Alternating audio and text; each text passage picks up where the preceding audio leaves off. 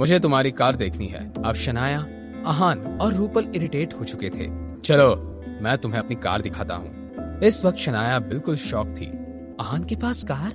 ये कैसे पॉसिबल था? आहान, शनाया, रूपल और आयुष जैसे ही पार्किंग एरिया के पास पहुंचे, कार वहां नहीं थी। ये देखकर आयुष बहुत खुश हुआ क्योंकि उसे आहान को झूठा साबित करने का मौका मिल गया था। आहान परेशान हो गया था। उसने कूल होते हुए कहा, ड्राइवर आसपास कहीं गया होगा, अभी बस आता ही होगा। आयुष, ये लोग तुम्हारे दोस्त हैं? दीदी, क्या आपको लगता है ये मेरे दोस्त ऐसे होंगे?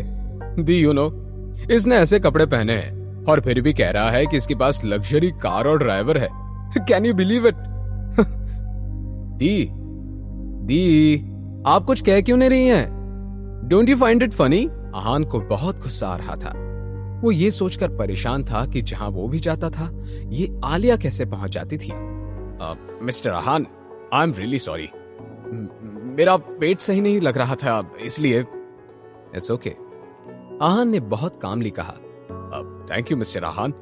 आहान ने ड्राइवर को पहले ही कह दिया था कि वो उसे यंग मास्टर कहकर ना बुलाए और इस बात की अच्छे से वो गांठ बांध ले। ब्रदर, क्या ये कार तुम्हारी है? नहीं, रेंट की है। भाई, आप मजाक क्यों कर रहे हैं? ऐसा कौन होगा जिसे गाड़ी रेंट पर देनी पड़े?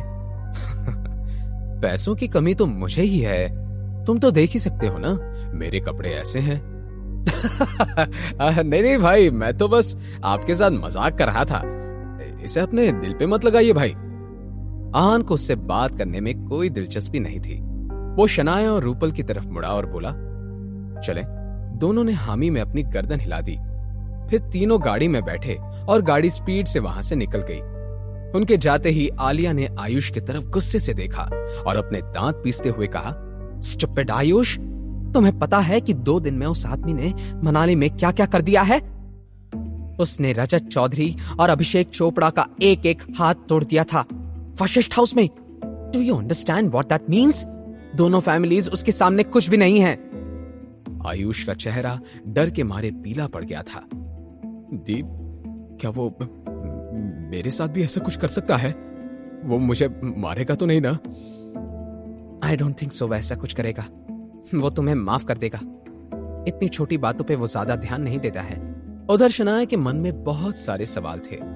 वो लगातार आहान को देख रही थी। आखिरकार उसने पूछ ही लिया, आहान, ये कार किसकी है? ये मत कहना कि ये तुम्हारी क्लासमेट की कार है। मैं तुम्हारे क्लासमेट्स को जानती हूं। Tell me the truth. Shanaya, I promise मैं तुम्हें टाइम आने पर सब कुछ बताऊंगा। इतना सुनकर शनाया ने प्यार से अपना हाथ आहान के हाथ पर रख दिया। ये सब देखकर रूपल बहुत खुश थी।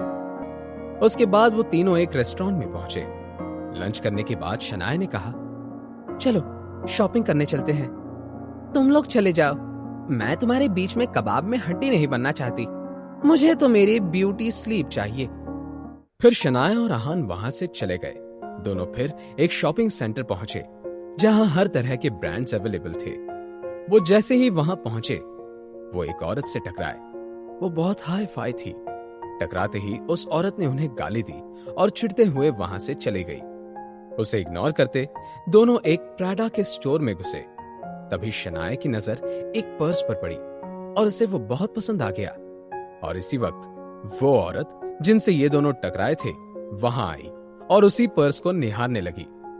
दोनों में पर्स लेने के लिए आई कांटेक्ट हुआ और दोनों एक दूसरे को गुस्से से देखने लगे। अब आगे क्या होगा? ये पर्स कौन खरीदेगा? जानने के लिए देखिए अगला एपिसोड सिर्फ पॉकेट एफएम के YouTube चैनल पर। और सीक्रेट अमीरजादा के सारे एपिसोड्स को सुनने के लिए डिस्क्रिप्शन में दी हुई लिंक से डाउनलोड कीजिए पॉकेट एफएम ऐप।